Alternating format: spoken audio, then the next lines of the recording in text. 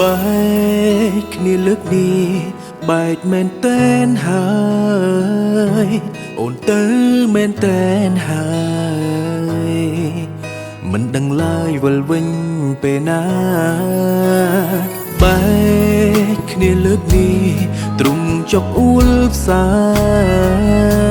រឿងរ៉ាវអនុស្សាយើងទាំងពីរហាក់នៅថ្មីសល់ត្រឹមការចងចាំពួកយើងរាប់ឆ្នាំប្រែជាអស់នៃអូនដូចរីជាមួយអ្នកថ្មីចោលបងនឹងចាំងបងឈឺចាខ្លាំងពេលដែលបែកជីវ៉ាមិនដឹងរឿយរាប់បែបណា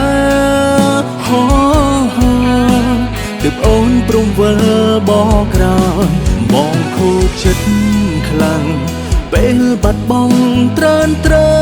ព្រោះមិនអាចភ្លេចអូនឡើយធ្វើមិនអូនជ្រឹងគេហើយបងអ្នកចាញ់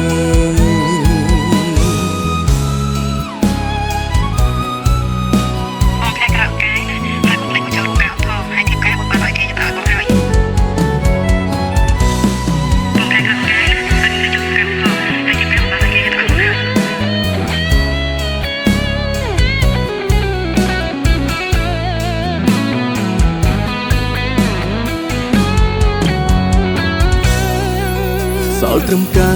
រចងចាំពួកយើងរាប់ឆ្នាំប្រែជាអស់នៃអូនដូចរីជាមួយអ្នកថ្មីចោលបងនឹងចាំង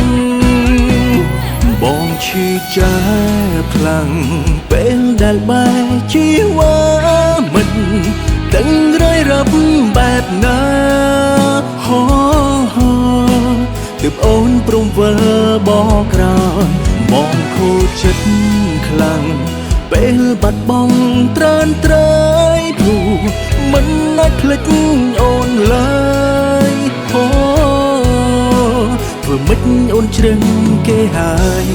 បងឈឺចាខ្លាំងពេលដែលបែកជីវ៉ាមិនដឹងរឿយរាប់បែបណាទើបអូនព្រមវិលបកក្រោយបងខូចចិត្តខ្លាំងពេលបាត់បង់ត្រើនត្រៃព្រោះមិនអាចភ្លេចអូនឡើយធ្វើមិនអូនជ្រឹងគេហើយបងអ្នកចាញ់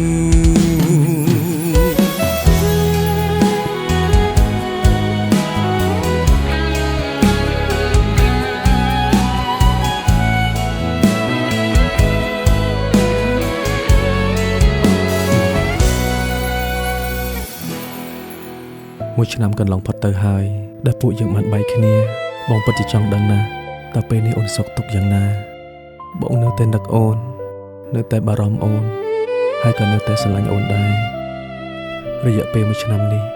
បងមិនទាន់កាត់ចិត្តពីអូនបាននៅឡើយទេបងពិតជាឈឺចាប់និងខូចចិត្តខ្លាំងណាស់ដែលបាត់បង់អូនបងខូចចិត្តខ្លាំងពេលបាត់បង់ត្រើនត្រៃព្រោះមិនអាចភ្លេចអូនឡើយ